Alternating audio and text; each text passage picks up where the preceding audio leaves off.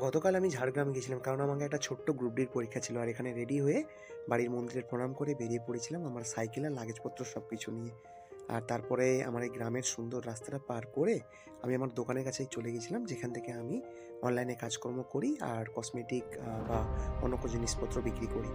তো সেগুলো করে তারপর রাতে একটা প্রাইভেট টিউশন পড়িয়ে আমি চলে গেলাম মেচেদা স্টেশনে, যেখানে সারা রাতটা ঠান্ডার মধ্যে ঠকঠকে করে কাঁপতে কাঁপতে কাটিয়ে পরের দিন সকালে ট্রেন ধরে পৌঁছে গেছিলাম খড়গপুর। এই সুন্দর একটা স্টেশন পেরিয়ে আর তারপর শালগাছের জঙ্গল পেরিয়ে সোজা পৌঁছলাম ঝাড়গ্রাম, আমার খুব পরিচিত পছন্দের জায়গা জঙ্গলমহল, যেখানে এই বাজারে খেজুর রস খেয়ে তারপর এই ডিএম অফিসে পৌঁছে গেলাম। আর সেখানে গিয়ে পরীক্ষাটা দিয়ে পেলাম ঝটপট করে।